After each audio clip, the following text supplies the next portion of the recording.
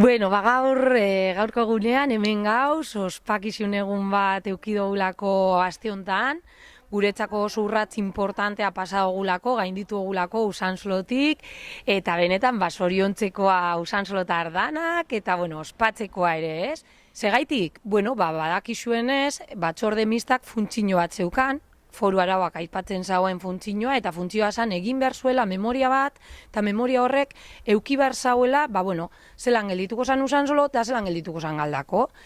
Memoria hori eginda dago, iserdie botain jogu bebai, baina, foru arauak aipatzen dituen baldintza guztiak betetzen dugu zala justifikatzen duen memoria egitea lortu dugu. Hori boskatu izin dugu aste hondan, eta horregatik, Usansolotar guztiek ospatu dugu lehenengo urratsa gainditu dugula. Bidea oraindik ere luze izango da, seguramentean oztopoz beteriko bidea aukiko dugu. Oraindik, aprobatzea beste erakunde batzuei dagokiolako, baina egi esateko oso superpozik gaude. Eta memoria horrek zer deko? Akordioa, azken finean, Galdako eta Usansoloen arteko akordioa.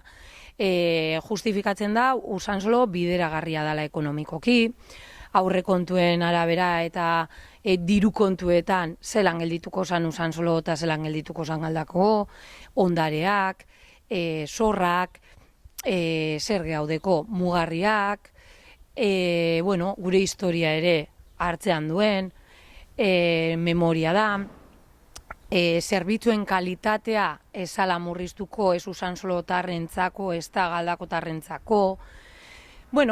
Esan bezala foru arauak ezartzen dizkigun baldintza bakoitzari erantzuten dotzo memoria horrek, akordioa eginda dago, eta orain, bideratu dugu aldun dira. Horregatik, ospakizun ederra euki dugu eta orain, aberraldundiak zer esaten dozkun. Gogoratu behar dugu, 2012 urtean inposaturiko foru araua debekuagaz lortu gendula gainditzea 2014 egindako erreferendumagaz.